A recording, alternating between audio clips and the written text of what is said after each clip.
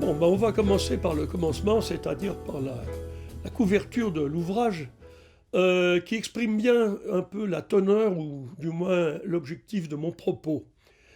Cette couverture représente Marx, qui est complètement dégoûté, au point de se boucher les oreilles, de se boucher les yeux, de se mettre la main sur la bouche, pour ne pas dire, voir ou entendre tout ce que lui inspirent les falsifications, les détournements et les déformations dont sa pensée a été l'objet, on pourrait dire presque le départ. Il ne faut pas oublier que Marx, déjà face aux polémiques qui opposaient les différents courants qui se réclamaient de lui, avait déclaré « Tout ce que je sais, c'est que je ne suis pas marxiste ». Et heureusement, il n'a pas vu ce qui est devenu ce qu'on a appelé le marxisme par la suite. Alors, l'objectif de cet ouvrage est justement d'essayer de restituer l'authenticité de sa pensée à partir d'un concept qui, lui, a été de plus en plus détourné, et notamment, j'y reviendrai à partir des années 60, celui d'émancipation.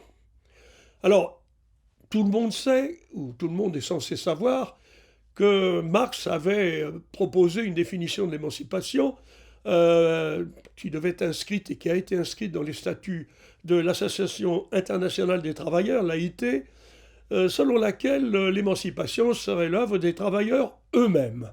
Bon, je rappelle, entre parenthèses, au cas où on ne le saurait pas, que cette formulation est empruntée à une, on pourrait dire, chrétienne de gauche de l'époque, qui s'appelait Flora Tristan, et elle avait simplement changé le terme, mais la signification était la même. Elle disait « L'affranchissement des travailleurs sera l'œuvre des travailleurs eux-mêmes ». Cela dit, cette définition a été très rapidement manipulée, déformée par des théoriciens, des idéologues, des partis, des appareils, et plus tard par des régimes et des États qui se sont réclamés de la pensée de Marx, en fait, pour mener des politiques ou inspirer des politiques qui se situaient à l'opposé de ce que le concept d'émancipation signifie.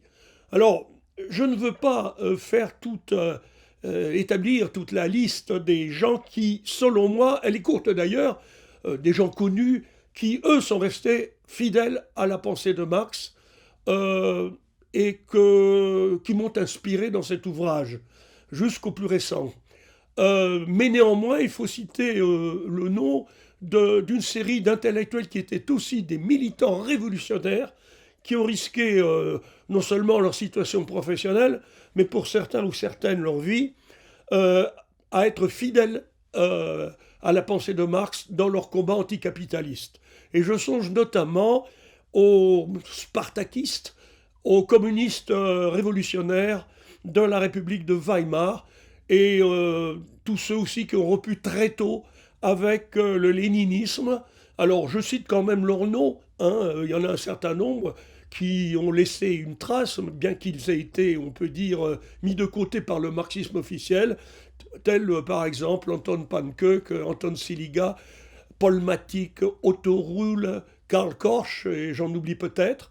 Et je dois dire que, y compris dans cet ouvrage, je rappelle un certain nombre de leurs points de vue sur ce que devait être l'émancipation des travailleurs.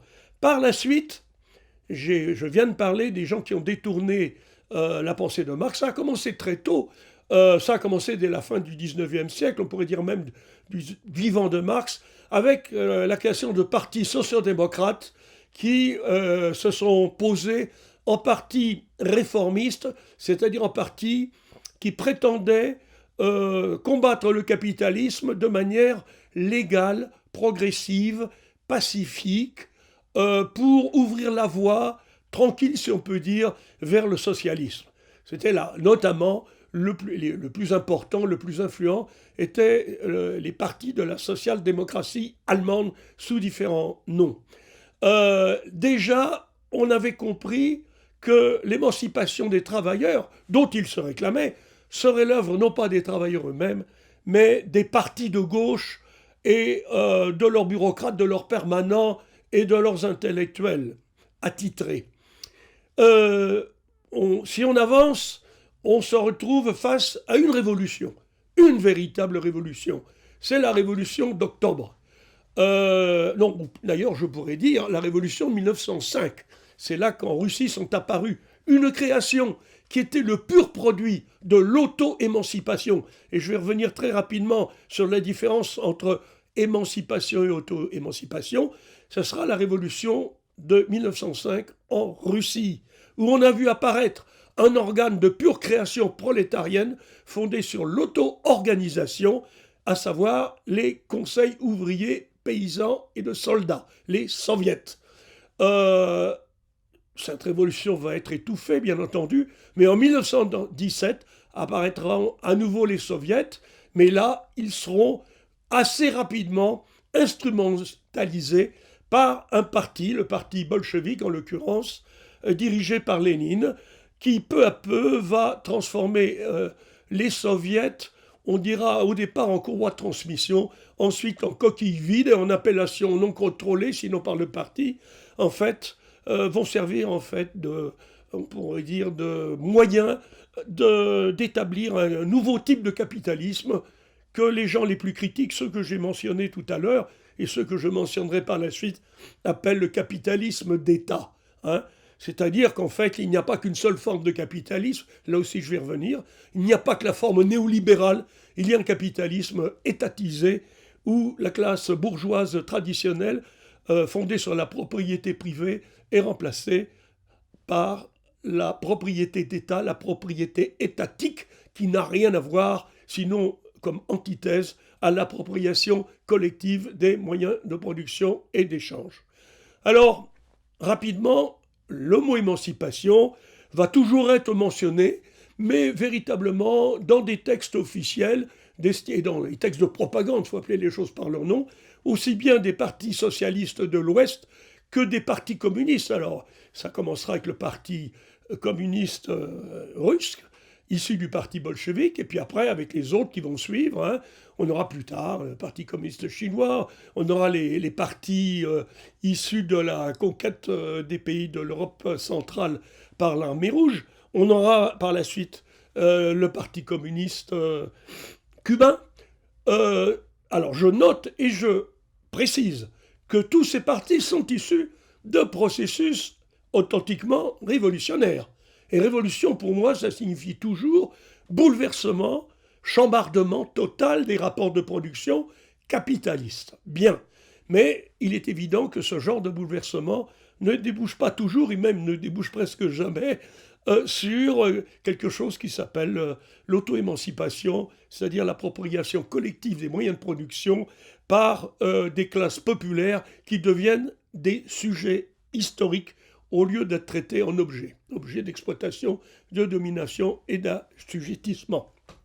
Alors, le mot émancipation reviendra, mais celui qui restera très, très dominant, c'est le mot révolution, qui va connaître un succès constant de la part des partis et des organisations, voire des groupuscules, qui se différenciaient des partis dits socialistes, qui étaient de moins en moins socialistes, qui étaient des partis de collaboration de classe, notamment tous ceux qui ont dominé dans le cadre d'alternance sans alternative sociale, d'alternance politicienne, en Europe notamment, mais dans d'autres pays aussi bien en Amérique latine qu'ailleurs, des partis de ce qu'on appelait la social-démocratie, qui va devenir d'ailleurs très rapidement le social-libéralisme, c'est encore pire, parce que les partis sociaux-démocrates, pendant un certain temps, ont laissé entendre, comme je le disais tout à l'heure, que c'était une voie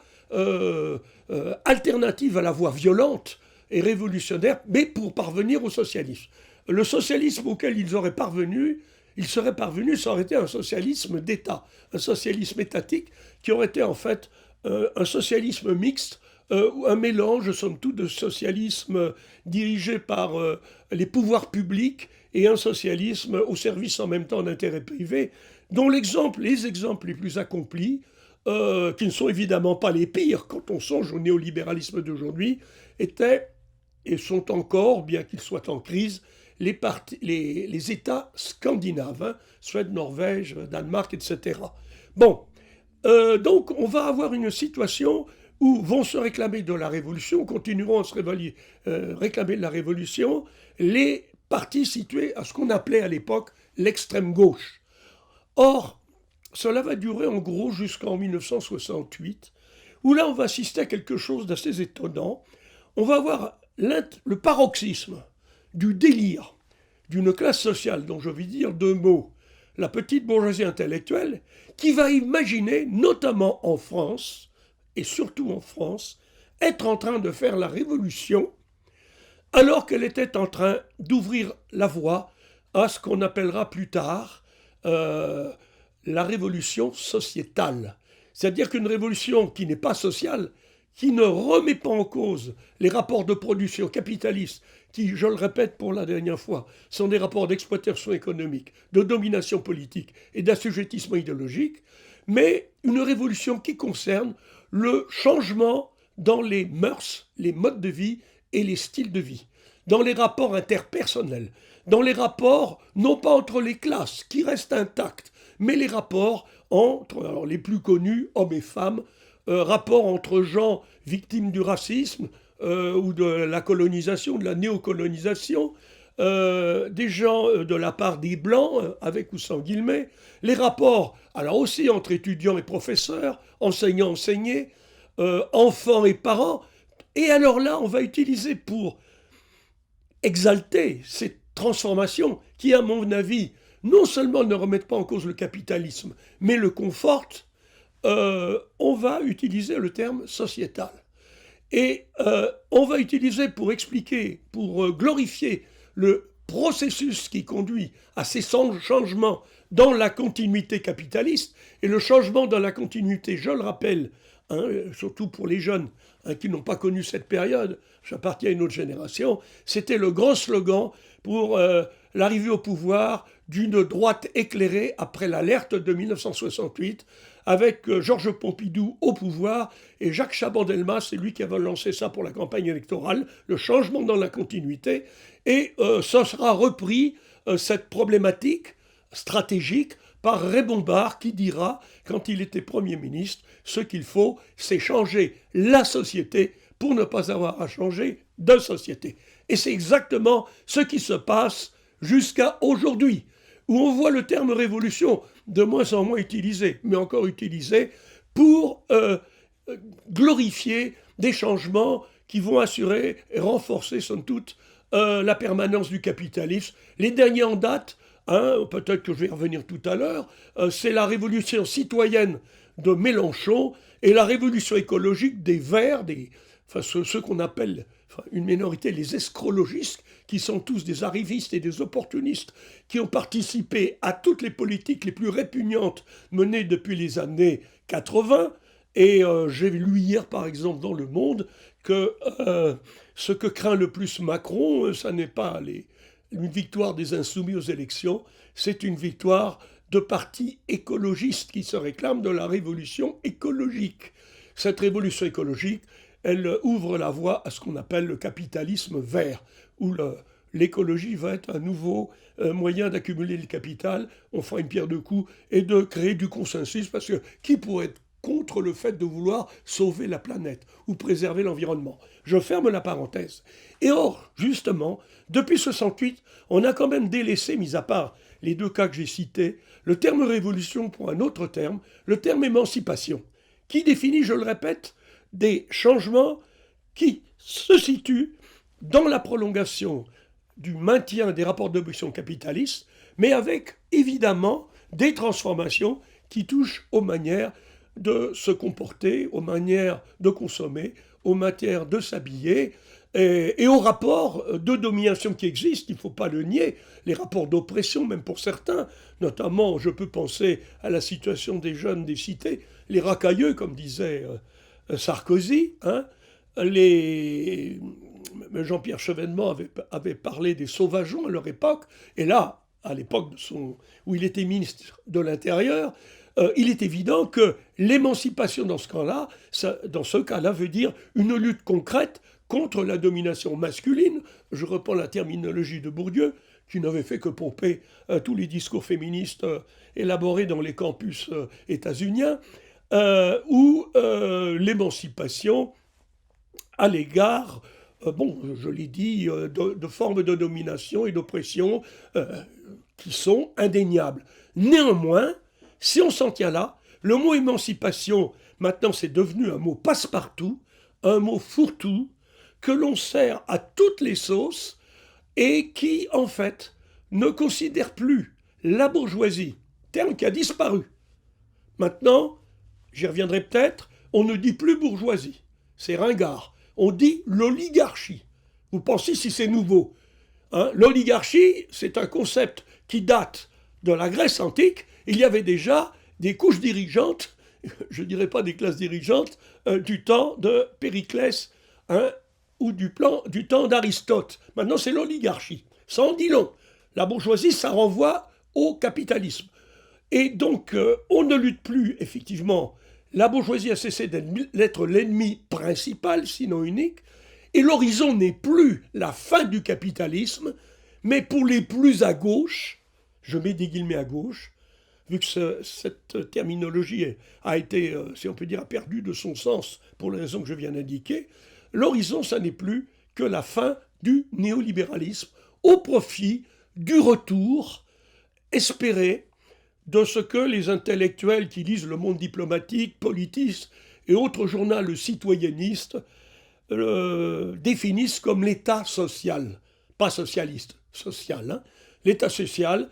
Alors en France, en plus, on a appelé ça, durant les 30 glorieuses, entre guillemets, à l'époque où effectivement, à la suite d'une autre alerte, celle des années 45-46, où la bourgeoisie française était tellement discréditée dans les classes populaires que bon nombre de ces classes populaires regardaient, somme toute, avec intérêt, écoutaient avec intérêt la propagande du Parti communiste.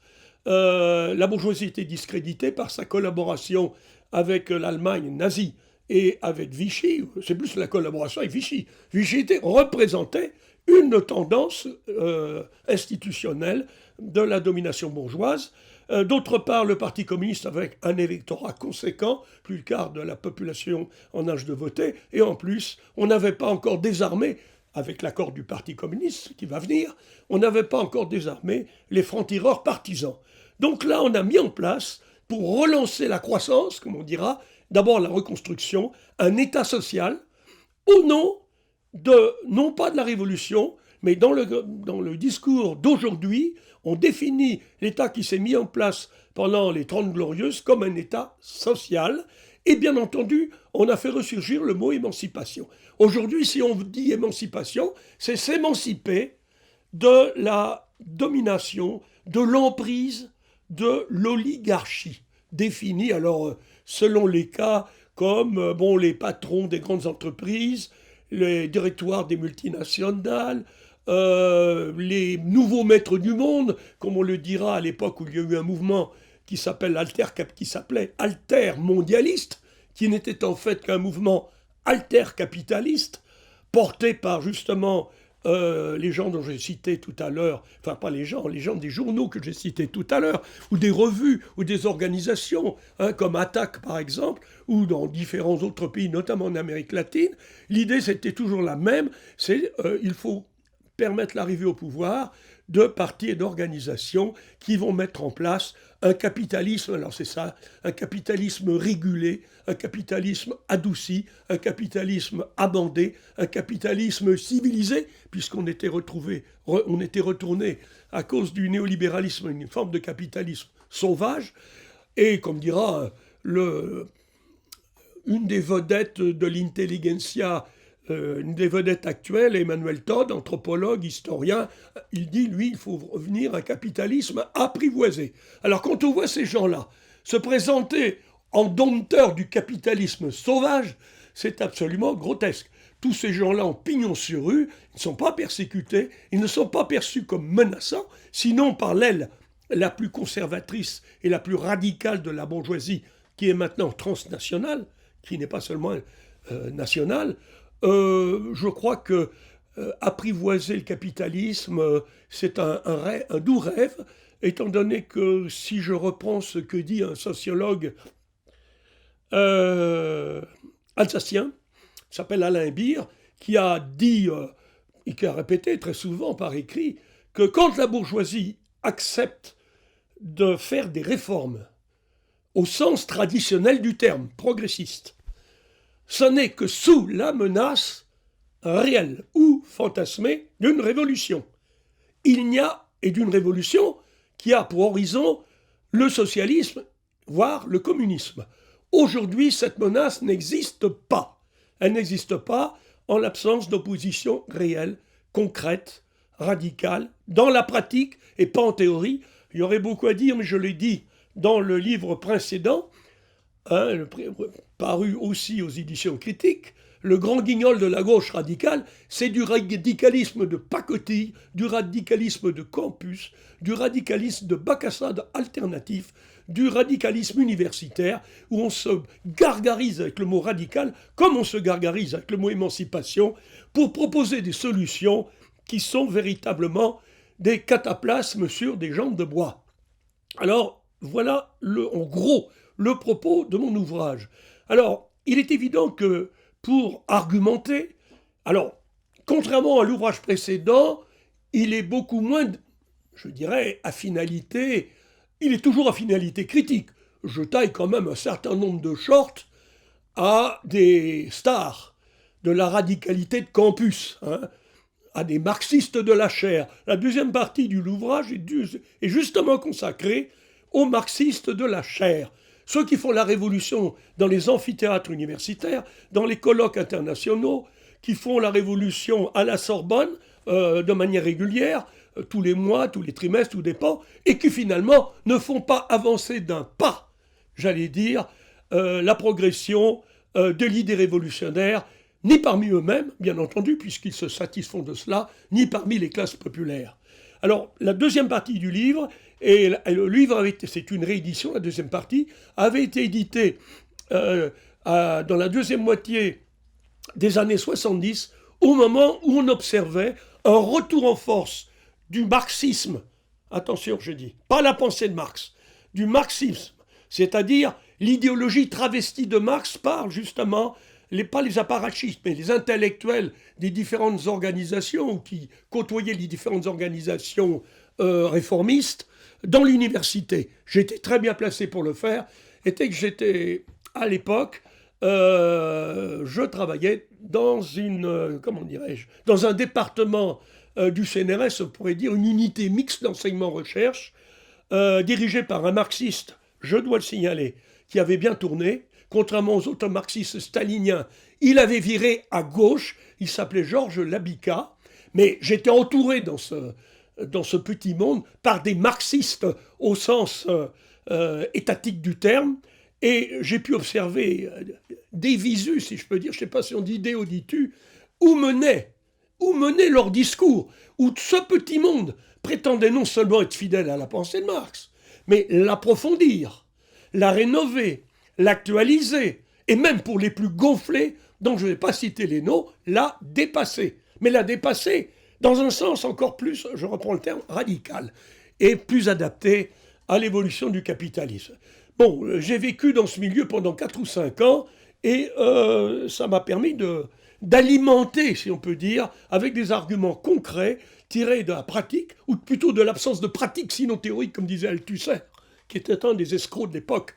Ça a été inventé par Althusser, la pratique théorique, qui évite de penser à la praxis, c'est-à-dire à la dialectique entre théorie et pratique, intervention concrète dans les luttes en cours ou à venir, et non pas une pratique théorique qui consiste, somme toute, à passer son temps dans des bibliothèques ou dans des salles de cours à gloser sur la pensée marxiste. Alors, pensée marxiste, je l'oppose, et ça ne vient pas de moi, à quelqu'un qui, à cette époque, m'a influencé.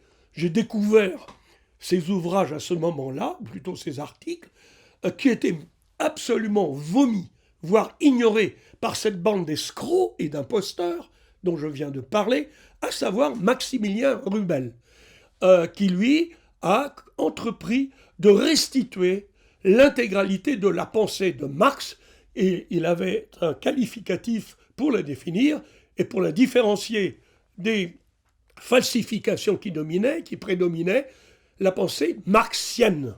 Pensée marxienne, justement, qui définit aussi les militants et théoriciens dont j'ai parlé de la République ou durant la République de Weimar, et puis toute une série d'autres. Alors il y a un nom que je n'ai pas encore prononcé, c'est celui de, sans doute, le théoricien qui m'a le plus influencé, beaucoup moins influencé. J'ai fait un petit séjour à Socialiste pour Barbarie. Hein, il y avait des choses extrêmement intéressantes, avec des critiques justement, des impostures staliniennes en partie. Mais la plupart de ces critiques, après, ont retourné progressivement leur veste, influencés par l'évolution générale de leur milieu.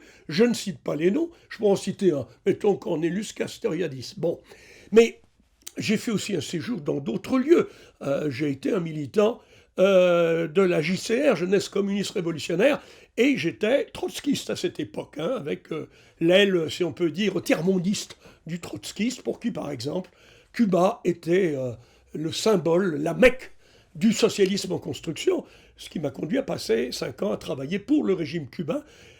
D'ailleurs, au fur et à mesure, je voyais le régime cubain évoluer et j'ai vu les anciens révolutionnaires se convertir peu à peu en nouvelle élite privilégiée, autoritaire, qui n'hésitait pas à exercer la censure et la répression, pas seulement contre les contre-révolutionnaires, mais également contre les gens qui étaient critiques vis-à-vis de l'évolution du régime. Ce qui m'a conduit d'ailleurs à me retrouver en tôle à Cuba pour espionnage et propagande contre-révolutionnaire. Bon, ça c'est typiquement stalinien, ça ne m'a pas affolé, mais ce type d'expérience, qu'elle soit professionnelle ou politique, m'a conduit donc à adhérer un petit peu aux vues de Maxime Lérubel et surtout à être de plus en plus influencé par quelqu'un que je connaissais déjà, si je peux dire, par le biais de ses ouvrages, à savoir le sociologue de formation philosophique Henri Lefebvre, que je persiste à considérer comme le penseur critique le plus important, le plus profond et le plus original de la seconde moitié du XXe siècle. Bien qu'il ait commencé, Henri Lefebvre, hein, il a vécu 90 ans, hein, il a démarré, c'était avant la première moitié, en adhérant, si on peut dire, en intégrant le mouvement surréaliste. Naturellement, il s'est fâché avec André Breton. Henri Lefebvre était un penseur anticonformiste qui avait l'air de se fâcher avec tout le monde. Et principalement, pas seulement avec des penseurs de droite, de style Raymond Aron, mais surtout des penseurs de gauche, qui étaient en général des staliniens. Bon, ouverts, modérés ou pas, etc. Henri Lefebvre, je ne le connaissais du fait de mes activités professionnelles liées à l'urbanisme et l'aménagement que à travers ses écrits sur l'urbain, sur la société urbaine, comme il disait lui-même, en voie d'urbanisation totale, avec ce que ça implique dans les changements de mode de vie et dans les changements du mode d'accumulation du capital. Mais j'ai découvert dans les années 70 d'autres ouvrages qui sont les plus nombreux d'Henri Lefebvre sur des tas d'autres questions, hein, ouvrages de caractère philosophique, ouvrages sur des écrivains, ouvrages sur la culture, sur l'art, qui m'ont véritablement plus qu'ouvert l'esprit, m'ont fait découvrir des territoires de recherche ou des lieux d'interrogation que je ne connaissais pas jusque-là.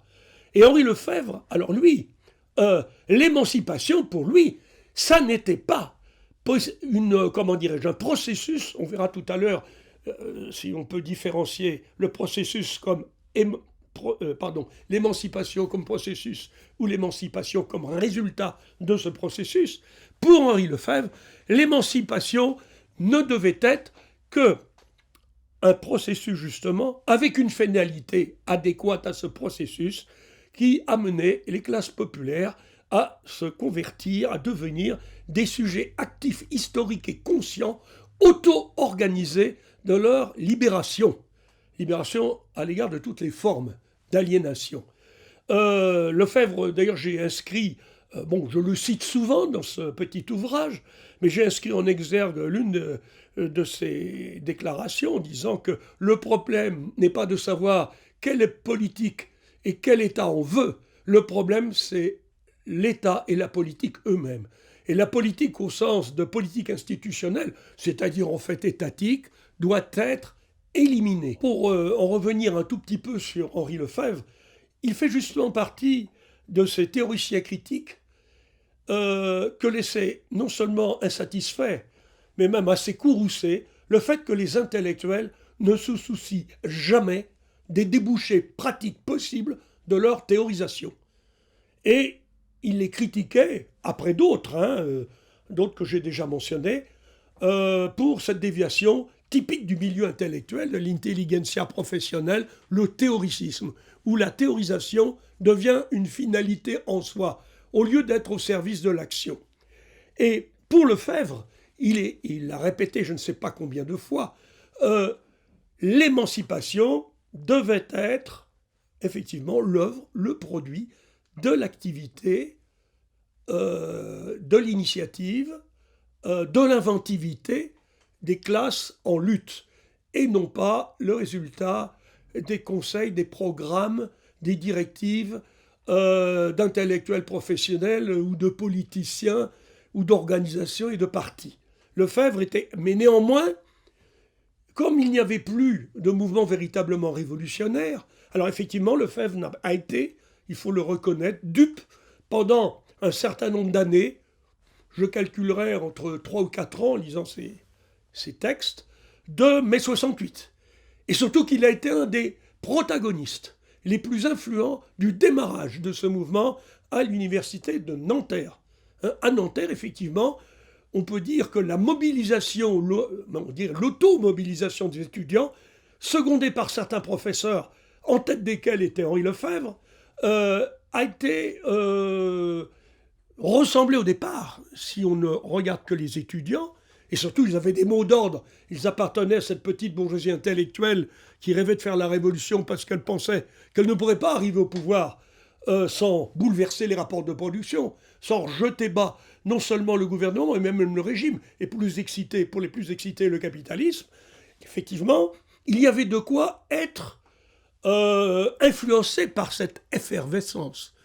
Moi, je ne l'ai pas connu, j'étais à Cuba. C'est peut-être une raison pour laquelle, dès le départ, j'ai pris des distances avec ce mouvement. Je suis arrivé en vacances un an plus tard, j'ai vu ce qui se passait dans le quartier latin. C'est-à-dire qu'il ne se passait pas grand-chose, mis à part les meetings à la Mutualité, et puis les conférences et les débats à l'école normale supérieure ou dans d'autres lieux. Mis à part quelques grèves sauvages ici et là, qu'on les appelait à l'époque, qui échappent au contrôle de la CGT en partie. Effectivement, cette période d'ébullition, Lefebvre l'a théorisée et a trouvé là le moyen d'alimenter sa conception fondamentale de ce que devait être une révolution, c'est-à-dire un processus fondé sur l'auto-émancipation des classes dominées. Et ça, il l'a maintenu jusqu'au bout, même si les années passant, et notamment avec l'arrivée de la gauche au pouvoir en 1981, il avait déjà quelques réserves. Dans ses conférences, dans ses écrits, on note qu'il ne se fait pas beaucoup d'illusions sur les personnages clés de cette arrivée au pouvoir de la gauche, entre lesquels naturellement cette vieille crapule de François Mitterrand, qui avait d'abord collaboré avec Vichy et qu'on verra collaborer à tous les régimes les plus pourris de la 4e République, y compris en tant que garde des Sceaux, au moment où on torturait, on exécutait les révolutionnaires algériens. Alors, Lefebvre, pour terminer avec lui provisoirement, vers la fin de sa vie, les 10 dernières années, il est mort en 90, a écrit entre autres un ouvrage avec sa compagne d'alors, qui sera la dernière d'ailleurs dans la série, Catherine Régulier, La Révolution n'est plus ce qu'elle était.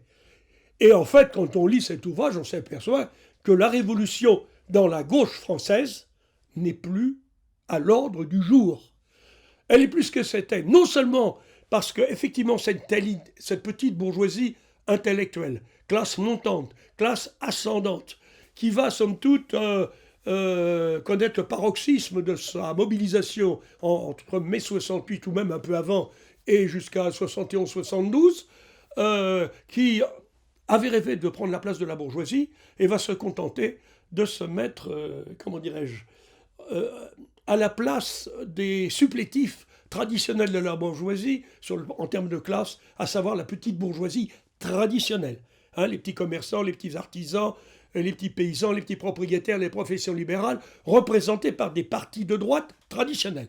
C'est là qu'après 68, après l'ère de 68, on va voir, d'abord de manière assez informelle, à travers des organisations, à travers des promotions de toutes sortes, les élites de la petite bourgeoisie intellectuelle intégraient les appareils d'État.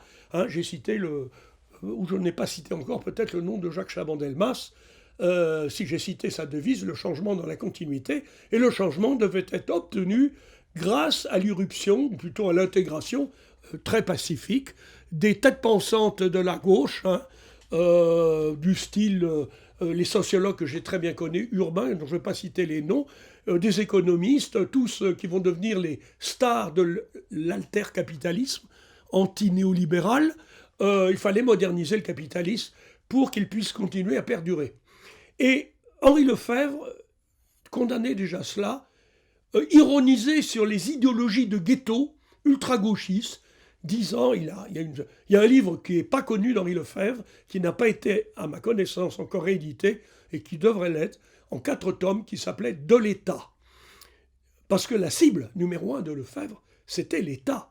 Et pour lui, l'État, c'était quoi? C'était, de toute façon, quels que soient ses détenteurs, privés, ou représentant les intérêts privés, ou les intérêts dits publics, dits collectifs, l'État est une machine à dominer et à reproduire la domination.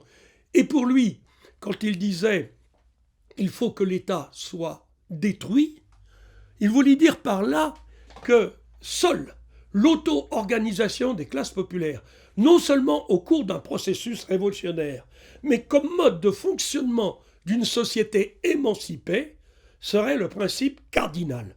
Il l'a dit, répété, d'ailleurs, dans De l'État, il a des formules chocs, si on peut dire, du genre « le communisme, c'est l'abolition du salariat », contrairement à ce que préconisent des idéologues du capitalisme apprivoisés, entre guillemets, du genre Frédéric Lordon ou Bernard Friot, qui sont véritablement des bouffons, hein, qui sont en train de pleurer sur la disparition de l'État social, qui voudraient bien le revoir revenir. Et eux, comme conseillers des nouveaux princes, qui reviendraient. Non, pour Henri Lefebvre, l'abolition du salariat était la première priorité, simultanément à, et il le disait, le dépérissement de l'État au cours même du processus révolutionnaire, pas après, parce qu'après il ne dépérit pas, au contraire, les gens qui tiennent l'État s'arrangent à ce qu'il ne dépérisse pas et ce qu'il se renforce. Et troisième caractéristique du communisme, selon lui, c'est écrit noir sur blanc dans l'un des tomes de l'État, troisième caractéristique, c'était l'autogestion généralisée sur le plan spatial, sur le plan social, sur le plan national, sur le plan international, sur le plan local. C'était ça la définition du communisme par Henri Lefebvre, à laquelle moi je suis resté fidèle. Bien entendu, beaucoup vont dire, à juste titre, mais aujourd'hui, est-ce que cette idée-là n'est pas un mythe? Est-ce que ça n'est pas une utopie, hein, une chimère? Et il est évident que quand on considère l'état, j'allais dire politique et idéologique, dans lequel se trouvent les classes populaires, parce qu'il y a une dialectique entre le fait que d'un côté vous avez des intellectuels dits de gauche qui en fait ne pensent qu'à améliorer le capitalisme pour pouvoir y jouer un rôle plus considérable, vous avez de l'autre côté, effectivement, mais c'est dialectiquement lié, mais il y a d'autres raisons. Il n'y a pas que le rôle des intellectuels et de la petite bourgeoisie intellectuelle. Ce sont les classes populaires, qu'il s'agisse d'ouvriers, d'employés, même on pourrait dire des strates inférieures de la petite bourgeoisie intellectuelle, aussi bien ingénieurs qu'à techniciens, enseignants, chercheurs, gens qui travaillent dans les médias.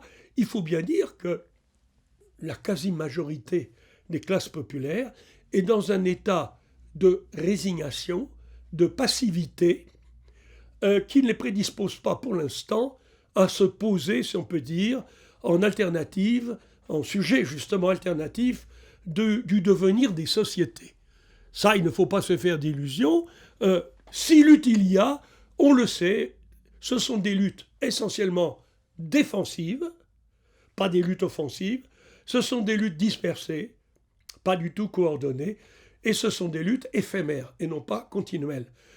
Pour qu'il en soit autrement, évidemment, il faudrait, là je fais une hypothèse, il faudrait que la situation des classes populaires, dans le capitalisme tel qu'il est, et tel qu'il est en train de devenir, parce que ce n'est pas fini, en ce qui concerne le néolibéralisme, devienne la situation des classes populaires invivable, intenable, qu'elle soit véritablement le dos au mur.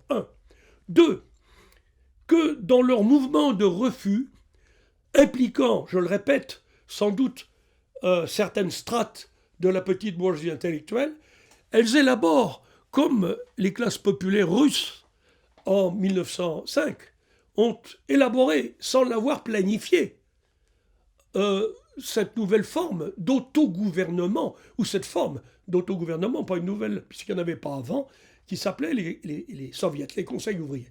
Je ne suis pas en train de dire il faut reprendre l'idéologie conseilliste. C'était celle justement de ces intellectuels et militants révolutionnaires allemands, ou celle de la revue des participants et du groupe Socialisme ou Barbarie. Néanmoins, ça peut revêtir d'autres formes. Il est évident qu'aujourd'hui, par exemple, avec le développement des nouvelles technologies dans l'information et dans la communication, il faut quand même traduire. Il faut dire que ces technologies sont encensées à longueur de page et à longueur d'antenne, à la radio, à la télévision et dans les journaux, y compris le gratuit là, que j'ai eu ce matin entre les mains, CNews, qui appartient à un capitaliste notoire. Aujourd'hui, information, ça veut dire quoi? Ça veut dire publicité. Communication, ça veut dire quoi? Ça veut dire propagande. Il ne faut pas se faire d'illusions. Les moyens de production de la connaissance, du savoir, sont également entre les mains des capitalistes. Ce qui a renforcé leur force, y compris sur les soi-disant réseaux sociaux. Je ne veux pas traiter de cette question, qui donne l'impression d'ouvrir de nouvelles formes de lutte, et en fait on s'aperçoit que ce sont chaque individu qui utilise l'Internet dans le cadre de réseau social est une monade, si on peut dire, un individu qui pense être tout puissant à travers les tweets qu'il envoie. Évidemment, il n'y a pas que Trump qui envoie des tweets. Ils envoient des tweets, ils font des déclarations, ils écrivent des articles. Je crois bien à utiliser Internet. On ne voit pas comment aujourd'hui on peut diffuser la moindre pensée, fût-elle critique, sans Internet. Mais néanmoins, il ne faut pas se faire d'illusions. Les appareils sont conçus, et je laisse de côté le flicage et le contrôle social que permet Internet aux détenteurs des moyens de production, plutôt de l'appareil d'État, policier et du renseignement. Tout le monde est fiché, tout le monde est contrôlé. Bon, personne ne doit se faire d'illusions là-dessus, y compris d'ailleurs ceux qui, par ailleurs, sont en train d'expliquer les réseaux sociaux. C'est la nouvelle voie ouverte vers le bouleversement des rapports de production. Là aussi, il y a des formes qu'on peut évoquer de piratage et de détournement qui seraient possibles, de sabotage, je dis bien de sabotage, de la part de hackers qui deviendraient nombreux, mais qui auraient un minimum de conscience politique. Ils ne se contenteraient pas, en faisant les hackers, de se regarder le nombril en disant on est plus malin que d'autres, regardez, on les a eus, on détourne, etc. Ça, c'était l'idéologie situationniste. Bon, mais néanmoins, aujourd'hui, dans l'état actuel, il est évident que parler d'émancipation des travailleurs... Alors, je reprécise, travailleurs, il faut entendre ouvriers, il faut entendre employés, subalternes, comme disent certains, il faut entendre, je l'ai dit tout à l'heure, les franges inférieures et moyennes de la petite bourgeoisie intellectuelle, que tout ce monde-là soit le pied au mur et n'ait d'autre ressource que de vouloir en finir réellement avec le système capitaliste par un mouvement autopropulsé et non pas par le biais de la délégation de pouvoir à des professionnels de la politique. Quand on apprend, par exemple, maintenant il y a le bruit qui court, il ne faut peut-être pas trop s'en occuper. Quand j'entends François Ruffin dire « je ne me sens pas prêt pour courir pour la présidentielle, néanmoins je n'écarte pas l'idée », bon, je vois très bien quelqu'un comme François Ruffin, qui est un brave type, qui aime bien jouer les clowns pour quand même mettre un peu de sel dans la démocratie représentative. Je le vois bien, moi, personnellement. Tout peut arriver, président de la République, dans les années 2020. Il ne faut pas oublier quand même que le pays capitaliste et impérialiste le plus important sur la planète, à savoir les États-Unis, a porté au pouvoir, il n'y a quand même pas très longtemps, un acteur de série B et un acteur médiocre de série B qui s'appelait Ronald Reagan. Si Ronald Reagan a pu être président des États-Unis, je ne vois pas pourquoi François Ruffin, ou un autre, mais je prends Ruffin parce que c'est caractéristique, pourrait ne pas être ne pourrait pas être président des États-Unis. La démocratie représentative, à laquelle je consacre un certain nombre de pages, en puisant chez des auteurs du passé ou les plus contemporains qui en font la critique à tout point de vue. Aujourd'hui, on dit qu'il y a une crise de la représentation. Effectivement, à force de se complaire dans la représentation, dans le théâtre, la politique spectacle a tué la représentation elle-même. Et maintenant, on pleure pour comment restituer à la démocratie un sens plus authentique. Et alors là, on évoque, il faut continuer la décentralisation des responsabilités depuis le sommet, il faut renforcer la démocratie participative, et quand on sait comment fonctionnent les associations, qui les subventionnent, comment se définissent les militants associatifs essentiellement comme des citoyens, c'est-à-dire, ils le savent pas, ils font semblant de ne pas le savoir, des agents bénévoles et zélés des finalités étatiques.